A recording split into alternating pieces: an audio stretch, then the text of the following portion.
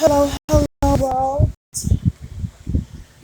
Forgive me for the fan in the background. I don't have AC, and I know it's been a good amount of time since I've been on here. For those who are new to this, baby, just listen to my voice. Think of it as a podcast.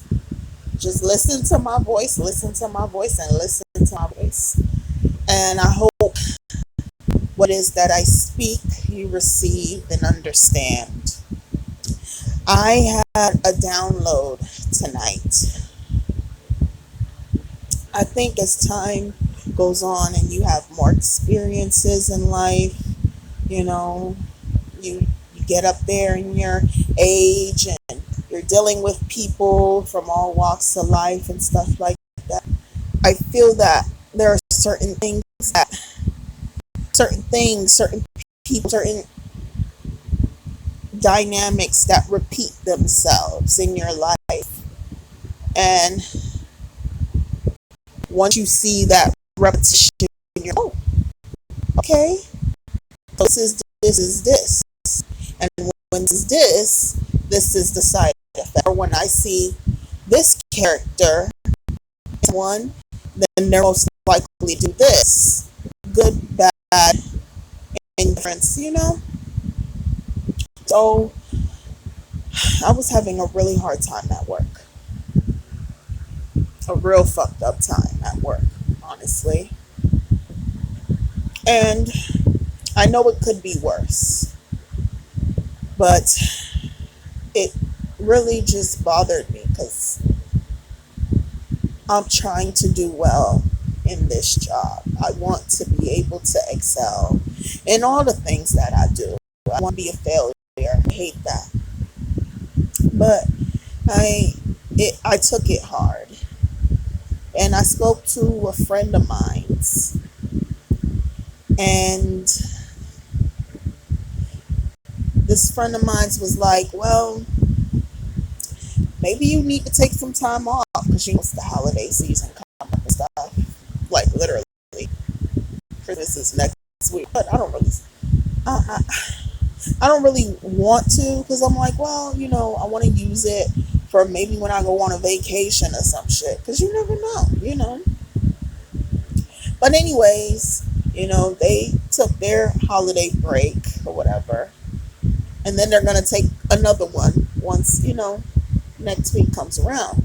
And they were like, because you just sound mean right now. And then I'm just like, it dawned on me because I'm like, this is someone who, anytime they go through their ups, their downs, I listen to them. I'm there for them.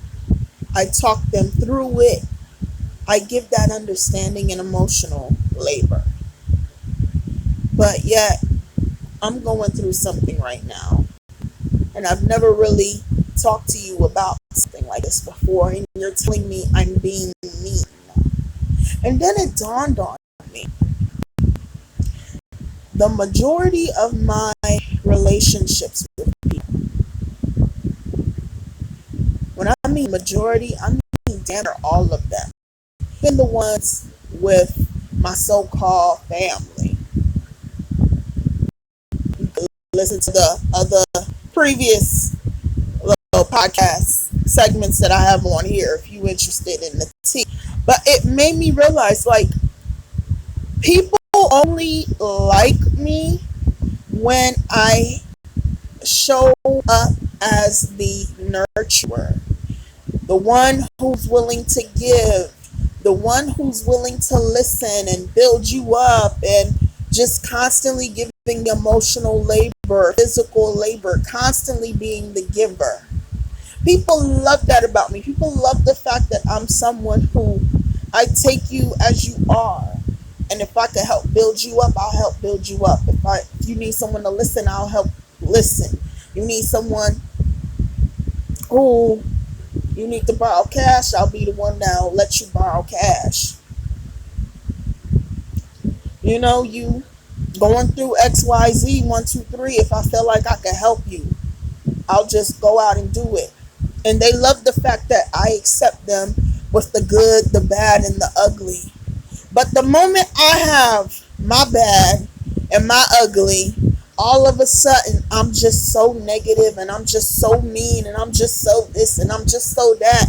It's an exaggeration because they can't handle the idea of reciprocity. They can't handle the idea of reciprocity. They can't handle the idea of giving back to me what it is that I gave them. Because all they want to do is just take, take, take, take, take. And that's the download that I got. Like, well, about that person, that co-worker, we're not gonna be friends anymore. It is what it is. I don't give a fuck. I don't give a fuck. At this point in my life, I don't give a fuck about dropping nobody. I would drop you at the drop of the hat, a drop of a dime. I don't care anymore because now I know I need to put all of this love, this nurture, this emotional labor, this kindness, this intelligence, this intuition. I need to put all of that back into myself. But it gave me that download. Like as I remember in high school, I had a friend of mine's. I had a friend group, but we were a pretty tight knit friend group. I haven't had a real close friend group ever since, honestly. But she said to me, "Oh my gosh, do you know such and such?" One of the girls in our friend group was like, "Do you know such and such said that you were so negative all of a sudden?" And I'm like, "Are you serious right now?" She's like, "Yeah, she said that you're so negative now." Mind you, my mother had just died. And in her mind, I just became so negative all of a sudden. I remember I had another friendship with a woman. This was during the pandemic. And then she was like, "Oh, you just became so negative all of a sudden." I'm like, "Are you serious right now?" Shorty, we're all negative. We're all depressed. It's COVID, government shutdown. We're watching the Black Lives Matter movement. George Floyd and Breonna Taylor and Ahmad and Elijah and like, are you serious right now? And then she was the same person who would get on her Instagram and say to people, "I know it's hard times right now, and I know it's so dark. And if any of you want to talk to me, I'm here for you. I'm here for you." But yet, you don't want to hear me speak. But you'll be ready for me to listen. And that's what it dawned on me. Like, you know what? People don't know how to take me other than being perfect. And perfect doesn't exist. And their idea of perfect when it comes to me is me muling. Is me always being there to give, to listen, to do, to pick them up and make them better. And it's like, nah, bitch. We all got woes. The same way you expect me to handle mine, you gonna have to handle yours. So I say all this to say to anyone out there who can relate, it's time for you to be selfish. It's time for you to step into your selfish stage. I had another friendship. It wasn't that long ago. It was sometime in the beginning of this year. And I thought it was a cool friendship. I was like, "Oh, I wasn't expecting this." And that's the crazy part. They always come to me. They come to me. They latch on to me. But anyways, I'm like, "Oh, okay, I wasn't expecting this. I wasn't looking for a friendship. But hey, look, I got a friend. Oh, that's so cool. That's so neat." She went through a lot. She went through a lot of traumatic things. Which honestly, I feel like that's the story for a lot of black women and girls. Trauma, trauma, trauma, trauma, trauma. Woo, this community don't give a fuck. But anyways, when it was time to for her to talk it out, I sat, I listened, I gave my input, and I let her speak. But when it was my time to talk, you don't want me. You tell me, "Oh, you told me that already." But yeah, I can hear your story 5 times, 10 times. And I'm not even going to bother you like that because I'm like, you know what? She going through something. She needs to let it out. Let her let it out. Oh, and she was one of those people. Oh, let me finish. Let me finish. I just want to say this. I just want to say this. And then the moment I'm asking you for that same thing, reciprocity, shit got ugly quick. And Shorty was just, she spazzed on me. Well, I don't want to say spaz. Spaz is a derogatory term now. She snapped on me. And I was just, and then she threw something back in my face, which was so fucked up.